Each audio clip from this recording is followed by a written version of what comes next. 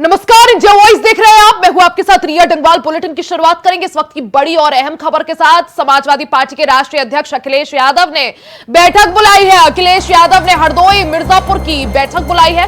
लोकसभा में जो सीटें हारी है समाजवादी पार्टी, उन सीटों की समीक्षा की जाएगी।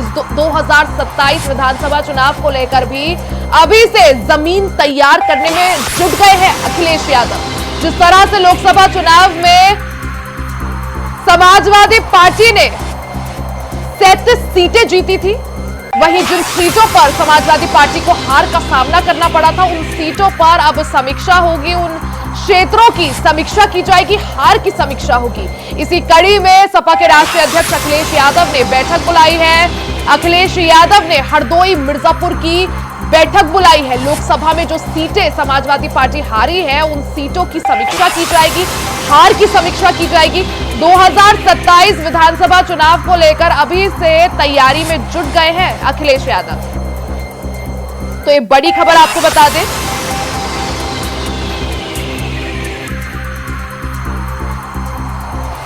तो अखिलेश यादव ने आज बैठक बुलाई है। इस दौरान अखिलेश यादव जिन सीटों में लोकसभा चुनाव के दौरान समाजवादी पार्टी को हार का सामना करना पड़ा था, उन सीटों पर हार की समीक्षा की जाएगी। आपको बता दें कि कुल मिलाकर यूपी में 80 लोकसभा सीटें थी, जिनमें से समाजवादी पार्टी 37 सीटें जीतकर सबसे बड़ी पार्टी बन गई थी। वहीं भारतीय जनता पार्टी को महज 33 सीटों पर सिमटना पड़ा था। दूसरी तरफ जिन सीटों पर समाजवादी पार्टी को हार का सामना करना पड़ा था, अब उन सीटों पर हार की समीक्षा की तैयारी है। ज्यादा जानकारी के लिए सीधा रुख कर लेते हैं संवाददाता मोहम्मद आसिफ का। मोहम्मद आसिफ, जिस तरह से अखिलेश यादव पूरी तरह से एक्शन मोड में है, चुनाव को देखते हुए कमर कसे हुए हैं, चाहे वो उपचुनाव हो या फिर 2027 को लेकर अभी से जमीन तैयार करने में अखिलेश यादव जुट गए हैं। इसी कड़ी में आज बैठक को लेकर क्या कुछ जानकारी आपके पास? अखिलेश यादव ने हरदोई और मिर्जापुर सीट के नेताओं और कार्यकर्ताओं को पार्टी दफ्तर बुलाया है। इन दोनों सीटों पर समाजवादी पार्टी को हार का सामना करना पड़ा था। अगर बात करें मिर्जापुर सीट की, तो मिर्जापुर सीट पर अनुप्रिया पटेल को रमेश चंद्र जिन ने कड़ी टक्कर दी थी, लेकिन करीब 3000 वोटों से हार का सामना करना पड़ा था। और अगर हरदोई सीट की बात करें, तो हरदोई सीट पर जयप्रकाश को सपा प्रत्याशी उषा वर्मा ने टक्कर दी थी, लेकिन यहाँ भी महज 3 से 4000 वोटों से उषा वर्मा को हार का सामना करना पड़ा था। अब समाजवादी पार्टी लोकसभा की जो हारी सीटें थी, उस पर मंथन कर रही है, क्योंकि जो हार का अंतर है वह काफी कम है। कहीं पर 3 से 4000 है, तो कहीं पर 7 से 10,000 है। और जो पीडीए फार्मूला जो चला गया था, वह कहां पर फेल हुआ है, इसका भी मंथन सपा प्रमुख अखिलेश यादव लगातार कर रहे हैं। हर सीटों पर सिलसिलेवार पार्टी नेताओं और कार्यकर्ताओं के साथ मंथन चल रहा है, क्योंकि उपचुनाव के साथ साथ 2027 के रण की पूरी तैयारी सपा प्रमुख अखिलेश यादव ने तैयार की है। आज हरदोई और मिर्जापुर की सीट का मंथन होगा, और इन दोनों सीटों पर जिस तरह से समाजवादी पार्टी को हार का सामना करना पड़ा, इसको लेकर तैयार करेंगे। और यह भी देखेंगे कि जो पीडीएफ फार्मूला का यहाँ पर आखिर क्यों नहीं हिट किया, या फिर किस नेता की नाराजगी के चलते हार का सामना करना पड़ा, या फिर पार्टी के अंदर जो है किसी विषय ने तो नहीं काम कर डाला। और इसके साथ ही साथ सपा प्रमुख अखिलेश यादव सुस्त नेता, जो पार्टी के कामों को लेकर दूरी बनाए रहते हैं, बैठकों को लेकर नजरअंदाज करते रहते हैं, इसका भी आंकड़ा और इसकी भी रिपोर्ट आज सपा प्रमुख मोहम्मद आसिफ, अखिलेश जिस तरह से 2017 विधानसभा चुनाव के दौरान एकदम समाजवादी पार्टी का डाउनफॉल आया, उसको ऊपर लाने की, ग्राफ को ऊपर लाने की कोशिश अखिलेश यादव ने की। 2022 में बेहतर प्रदर्शन रहा 2017 के मुकाबले। 403 विधानसभा सीटों में से समाजवादी पार्टी 105 लाने में कामयाब रही। अब क्या माने, अब अगला जो फोकस है, जिस तरह से लोकसभा चुनाव में भी हमने देखा 80 में से 37 सीटें जीतकर समाजवादी पार्टी सबसे बड़ी पार्टी के रूप में उभरी। अब अगला निशाना, अगली जो नजर है अब अखिलेश यादव की, वो 2027 और उससे पहले उपचुनाव। देखिए रिया, 2012 में समाजवादी पार्टी को प्रचंड बहुमत मिला था, लेकिन इसके बाद जो चुनाव हुए, चाहे गठबंधन वजह बनी रही या फिर पार्टी नेताओं की जो पार्टी नेता जो थे उनकी सुस्ती रही, या फिर पार्टी का प्लान, कहीं ना कहीं बड़ा झटका लगा 17 के भी चुनाव में। और उस 17 के बाद जिस तरह से विधानसभा चुनाव हुए, उसमें कहीं ना कहीं समाजवादी पार्टी का ग्राफ बढ़ता दिख रहा है, चाहे लोकसभा हो या फिर विधानसभा हो।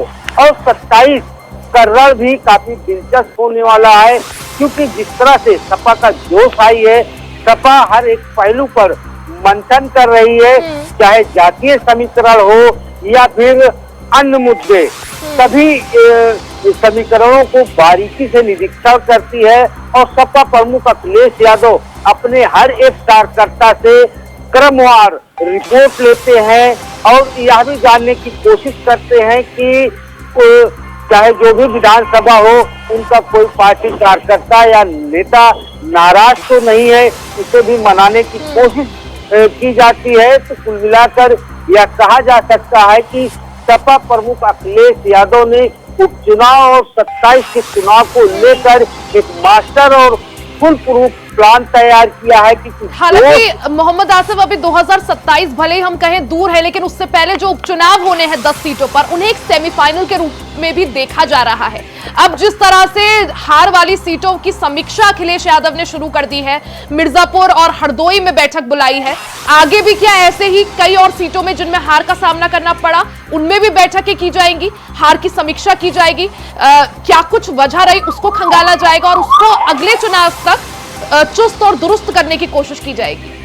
देखिए रिया, लोकसभा चुनाव परिणाम के बाद भले ही अच्छा प्रदर्शन रहा समाजवादी पार्टी का, लेकिन सपा प्रमुख अखिलेश यादव लगातार और सिलसिलेवार लोकसभा की जो हारी सीटें हैं या फिर जीती सीटें, सभी पर मंथन चल रहा है और एक फार्मूला तैयार किया जा रहा है कि आने वाले 27 के रण में कोई कमी या खामी न रह जाए, क्योंकि इससे पहले कानपुर, झांसी, शाहजहांपुर समेत कई ऐसी लोकसभा सीटों के नेताओं और कार्यकर्ताओं के साथ सपा प्रमुख अखिलेश यादव बिल्कुल, यानी लोकसभा चुनाव में बेहतर प्रदर्शन के बाद अब अखिलेश यादव की निगाहें यूपी की 10 सीटों पर होने वाले उपचुनाव और आगे होने वाले 2027 विधानसभा चुनाव पर है। और यही वजह है कि अभी से जमीन तैयार करने में अखिलेश यादव जुट गए हैं, क्योंकि बिल्कुल भी रिस्क लेने के मूड में नहीं है। मोहम्मद आसिफ, आप बने रहिएगा, आगे भी आपसे जानकारी लेंगे। खबरों में आगे बढ़ते, बड़ी खबर आप सभी को बता दें, हरियाणा में चुनाव प्रचार करेंगे आकाश आनंद। बसपा के नेता आकाश आनंद के लिए तैयार हुआ रथ। हरियाणा में आकाश आनंद जन चौपाल लगाएंगे। जन चौपाल का दौर 19 सितंबर से शुरू होगा। तो हरियाणा चुनाव को देखते हुए अब आकाश आनंद, जो कि बीएसपी के नेशनल कोऑर्डिनेटर भी हैं, वो अब हरियाणा चुनाव के लिए प्रचार करने उतरेंगे। बसपा नेता आकाश आनंद के लिए उनका रथ भी तैयार हो गया है। वहीं हरियाणा में आकाश आनंद जन चौपाल लगाएंगे, जनता के बीच पहुंचेंगे, जनता से उनके मुद्दे जानेंगे। जन चौपाल का दौर 19 सितंबर यानी कल से शुरू होगा। ये रथ आपको दिखा रहे हैं आकाश आनंद का। बसपा के नेशनल कोऑर्डिनेटर आकाश आनंद है। बड़ी जिम्मेदारी इस दौरान उन्हें हरियाणा विधानसभा चुनाव के लिए मिली है। मायावती ने आकाश आनंद पर भरोसा जताते हुए उन्हें हरियाणा में भी स्टार प्रचारक बनाया है, जिसके लिए अब वो हरियाणा में प्रचार प्रसार के लिए उतरेंगे। उनके लिए उनका रथ भी तैयार हो गया है। तो बसपा के नेशनल कोऑर्डिनेटर हरियाणा विधानसभा चुनाव के रण में उतरने वाले हैं। प्रचार प्रसार वो बहुजन समाज पार्टी के लिए करेंगे। 19 सितंबर से आकाश आनंद जन चौपाल लगाएंगे, जनता के बीच जाएंगे और जनता से उनके मुद्दे जानेंगे, उनकी परेशानियां जानेंगे। मोहम्मद आसिफ लगातार हमारे साथ बने हुए हैं, सीधा रुख कर लेते हैं मोहम्मद आसिफ का। मोहम्मद आसिफ, जिस तरह से हरियाणा में बसपा की एंट्री ने सरगर्मियां बढ़ा दी है, वहीं अब तैयारियां भी जोर शोर से शुरू हो गई है। 19 सितंबर से बसपा के नेशनल कोऑर्डिनेटर आकाश आनंद वहां जन चौपाल लगाने की पूरी तैयारी में है। इसे दिया बसपा और इनेलो का जो है गठबंधन हुआ है हरियाणा में, और हरियाणा में अपना परचम लहराने के लिए बसपा प्रमुख मायावती ने इसकी जिम्मेदारी अपने भतीजे यानी नेशनल कोऑर्डिनेटर आकाश आनंद को सौंप दी है। और आकाश आनंद को समय समय पर बसपा प्रमुख मायावती चुनावी टिप्स भी देती रहती हैं। और जिस तरह से कल यानी 19 सितंबर से आकाश आनंद चुनावी रथ यात्रा शुरू करेंगे और वह जनता के बीच पहुंचेंगे। साथ ही साथ बसपा प्रमुख मायावती ने आकाश आनंद के लिए एक और नया फरमान सुनाया है कि वह चौपाल लगाए और साथ ही साथ दिन भर में 2 चौपाल लगाकर जनता के बीच बैठे और साथ ही साथ बसपा की जो नीतियां है उसे खेत खलियान और चौपाल के जरिए पहुंचाए, जिससे बसपा को एक मजबूत आधार मिले। क्योंकि जिस तरह से बसपा पूरी तरह से फेल होती दिख रही है, चाहे लोकसभा हो या फिर विधानसभा हो। और सबसे अहम बात यह है कि यूपी में आकाश आनंद पूरी तरह से फेल होते दिख रहे थे, वह भी बसपा प्रमुख मायावती की नजरों में, क्योंकि सीतापुर में मुकदमा दर्ज होते ही बसपा प्रमुख मायावती ने उनकी सभी रैलियां रद्द कर दी थी। अब उन्हें दर्ज करने की कोशिश की जा रही है। बसपा प्रमुख मायावती उनकी शिक्षा दीक्षा पर पूरी ध्यान दे रही हैं। वो अभी राजनीतिक बिल्कुल, और यही वजह कि आकाश आनंद को अब हरियाणा विधानसभा चुनाव में बड़ी जिम्मेदारी मायावती ने सौंपी है। जन चौपाल लगाएंगे वो 19 सितंबर से। लेकिन बीएसपी की एंट्री हरियाणा में, मोहम्मद आसिफ, इसे किस तरह से देखें? इनेलो के साथ गठबंधन तो कर रही है बहुजन समाज पार्टी, लेकिन इससे पहले 2019 में जब हरियाणा में विधानसभा चुनाव हुआ तो इनेलो महज 1 सीट ला पाई। अब इनेलो और बसपा का गठबंधन क्या कुछ कमाल कर पाएगा और क्या कुछ समीकरण आप देख पा रहे हैं बनते हुए? देखिए, हरियाणा में अगर इनेलो और बसपा के राजनीतिक समीकरण पर गौर करें तो दोनों डूबता हुआ जहाज दिखाई दे रहे हैं। और इस डूबते हुए जहाज को बचाने के लिए कहीं न कहीं बसपा और इनेलो एक दूसरे का सहारा बन सकते हैं। और हरियाणा चुनाव में एक एयर बनाने के लिए दोनों पार्टियों ने गठबंधन किया है। हालांकि समाजवादी पार्टी ने यहाँ पर पूरी दूरी बना ली है। समाजवादी पार्टी यहाँ पर चुनाव नहीं लड़ेगी, उसका साफ कहना है कि बीजेपी को रोकने के लिए हुआ यहाँ पर चुनाव नहीं लड़ेंगे, गठबंधन होगा तभी चुनाव लड़ेंगे। लेकिन बसपा की स्थिति जिस तरह से दिनों दिन बदल रही है और अपनी स्थिति सुधारने के लिए बसपा ने इनेलो से गठबंधन कर लिया है और यह मंशा है कि ज्यादा से ज्यादा सीटों पर कब्जा किया जा सके।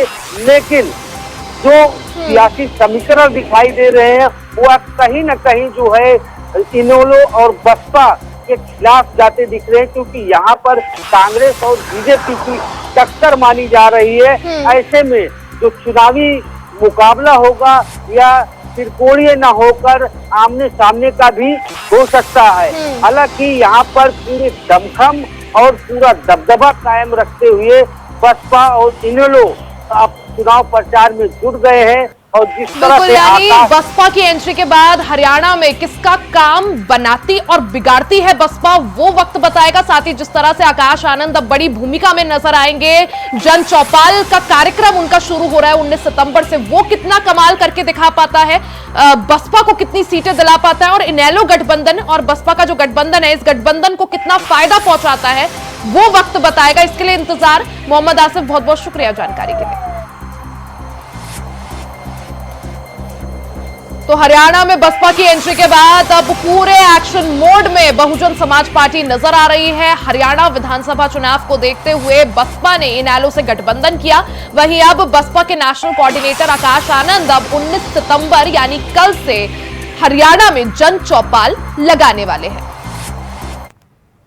वहीं लखनऊ में सिपाही भर्ती में जारी होगा कट ऑफ। इस महीने के अंत तक ये कट ऑफ जारी होगा। 11 से 19 सितंबर तक इसकी जानकारी प्राप्त की जा रही है और आपत्तियां 19 सितंबर की रात 12 तक ली जाएंगी। आपत्तियां अभ्यर्थियों से मांगी गई है। आपत्तियों का निस्तारण शुरू सितंबर के अंत तक कट ऑफ सूची जारी होने की उम्मीद है। तो ये बड़ी खबर आपको बता दें, यूपी में जिस तरह से सिपाही भर्ती परीक्षा कराई गई, पूरी तरह से संपन्न कराई गई, वहीं अब जल्द यूपी सिपाही भर्ती में कट ऑफ जारी होगा। तो इसी महीने के अंत तक कट ऑफ जारी किया जाएगा। 11 से 19 सितंबर तक प्राप्त की जा रही आपत्तियों को 19 सितंबर की रात 12 बजे तक आपत्तियां अभ्यर्थियों से ली जाएंगी, जिसके बाद अभ्यर्थियों से आपत्तियां मांगी गई थी, निस्तारण शुरू, सितंबर के अंत तक कट ऑफ सूची जारी होने की उम्मीद। खबर जौनपुर से है, जहां सड़कों पर उतरकर योगी सरकार के नगर विकास और ऊर्जा मंत्री और जनपद के प्रभारी एके शर्मा ने व्यापारियों से मुलाकात कर बीजेपी सरकार की उपलब्धियां गिनवाई और लोगों को बीजेपी की सदस्यता दिलवाई। बता दें कि देश भर में इन दिनों भारतीय जनता पार्टी की सदस्यता अभियान चल रहा है। यूपी में बीजेपी ने 3 करोड़ सदस्य बनाने का लक्ष्य रखा, जिसके तहत पार्टी के तमाम पदाधिकारी और इकाइयों को जिम्मेदारी दी गई है।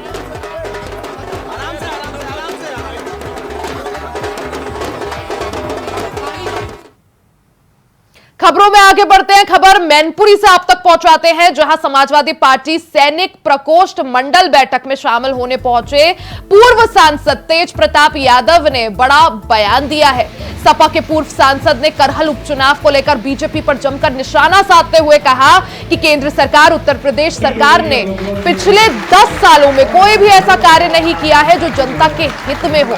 साथ ही बीजेपी मंत्री नरेंद्र कश्यप के बयान पर पलटवार करते हुए उन्होंने कहा कि संविधान ही खतरे में नहीं है, बल्कि देश में आरक्षण भी खतरे में है।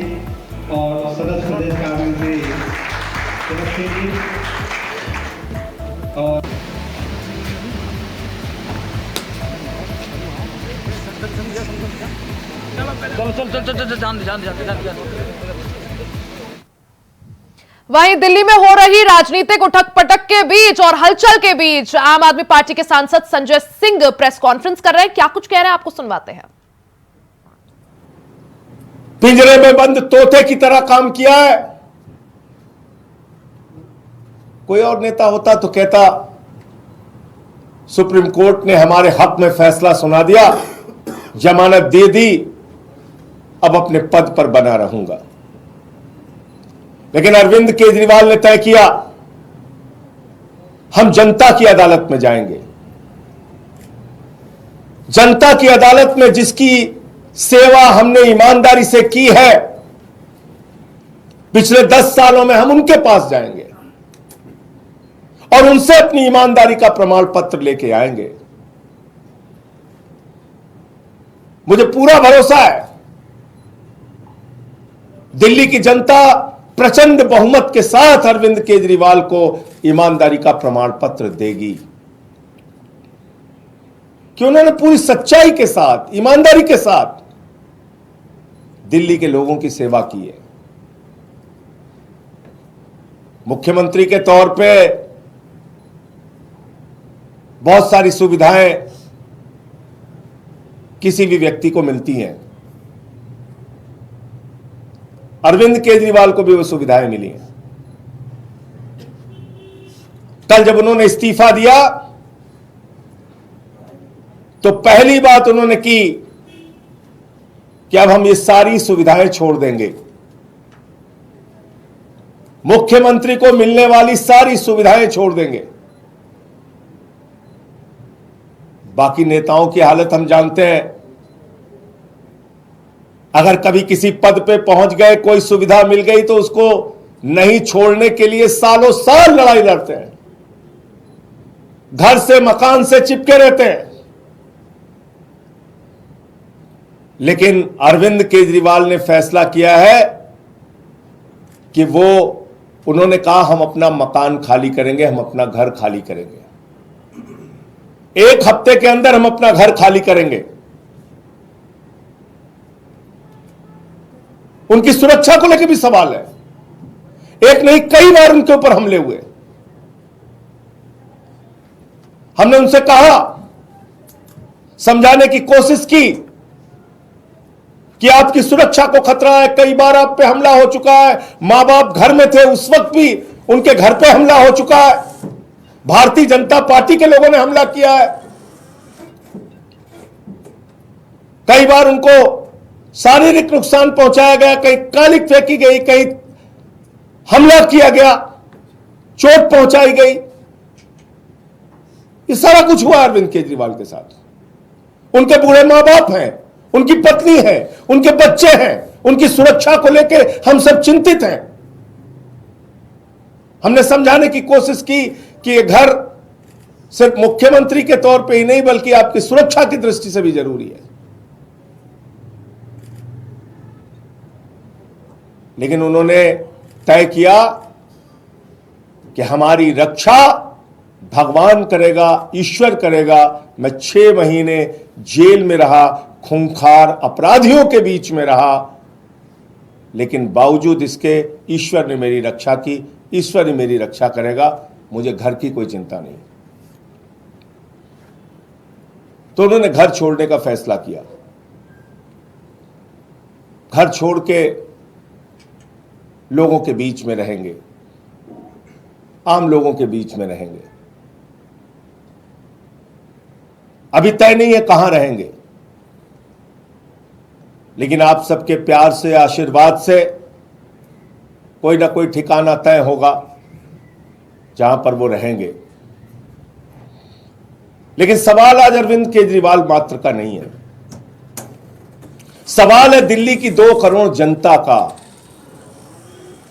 अरविंद केजरीवाल के साथ तो जो बीजेपी वाले कर रहे हैं वो आप देख रहे हैं, खुली आंखों से देख रहे हैं। झूठे भ्रष्टाचार के आरोप लगाए, जेल में उनको पकड़ के डाल दिया, उनके शिक्षा मंत्री को जेल में डाल दिया, स्वास्थ्य मंत्री को जेल में डाल दिया, पूरी पार्टी को तोड़ने की कोशिश की, आम आदमी पार्टी को खत्म करने की कोशिश की, अरविंद केजरीवाल की राजनीति को खत्म करने की कोशिश की। लेकिन आपके आशीर्वाद से अरविंद केजरीवाल ने अपने हौसले से उनकी इस राजनीति को जवाब देने का काम किया। अब समय आपका है, दिल्ली के लोगों का है, क्योंकि देश के प्रधानमंत्री तो खुलेआम कहते हैं मुफ्त की सुविधाएं बिल्कुल नहीं मिलनी चाहिए, बंद हो जानी चाहिए मुफ्त की सुविधाएं। आपको सोचना है, अरविंद केजरीवाल नहीं होगा तो दिल्ली का क्या होगा? अरविंद केजरीवाल नहीं होगा तो दिल्ली के लोगों का क्या होगा? जो बच्चों को मुफ्त शिक्षा मिलती है वो शिक्षा बंद हो जाएगी। 27 साल हो गए गुजरात के अंदर, एक भी स्कूल ऐसा नहीं बन पाया जिसमें प्रधानमंत्री अपनी फोटो खिंचवा सके और दिखा सके कि यह हमारा सरकारी स्कूल है। उनको टेंट का स्कूल गुजरात में, अहमदाबाद में चुनाव के दौरान बनवाना पड़ता है दिखाने के लिए। एक स्कूल नहीं बनवा पाए देश के प्रधानमंत्री 27 साल के शासन के बाद गुजरात के अंदर। पूरे देश में बताइए, भारतीय जनता पार्टी शासित राज्यों में जो स्कूल अरविंद केजरीवाल ने बनवाया, ऐसा एक स्कूल किसी राज्य में बनाओ। बच्चों के लिए मुफ्त शिक्षा की सुविधा, मोहल्ला क्लिनिक की सुविधा, जहां फ्री दवा, free test, free ultrasound, free इलाज, ये बंद हो जाएगा। ये मोहल्ला क्लिनिक बंद कर देगी बीजेपी, ये मुफ्त की दवाएं बंद कर देगी, क्योंकि वो तो दिल्ली के लोगों को अपमानित करते हैं, कहते हैं मुफ्त खो रहे हैं, मुफ्त खो रहे हैं। याद रखना, आपको गालियां देते हैं ये तो अरविंद केजरीवाल है जो लड़ लड़ के आपके लिए सुविधाएं लेके आते हैं। 9 दिन तक एलजी के घर पे धरने पर बैठ के कहते हैं नहीं मोहल्ला क्लिनिक की फाइल पास करो। अरविंद केजरीवाल नहीं होंगे तो ये मोहल्ला क्लिनिक बंद होंगे। फ्री बिजली लोगों का सपना था, दिल्ली के अंदर चुनाव प्रचार में अरविंद केजरीवाल जी जाते थे, लोग हाथ पकड़ लेते थे, कहते थे हमारी झुग्गियों में हजारों का लाखों का बिल आया है केजरीवाल साहब। वो तो आप आम आदमी पार्टी सांसद संजय सिंह की प्रेस कॉन्फ्रेंस सुन रहे थे। इसी के साथ उस बुलेटिन में फिलहाल के लिए सिर्फ इतना ही। खबरों का सिलसिला जारी रहेगा, बने रहे हमारे साथ।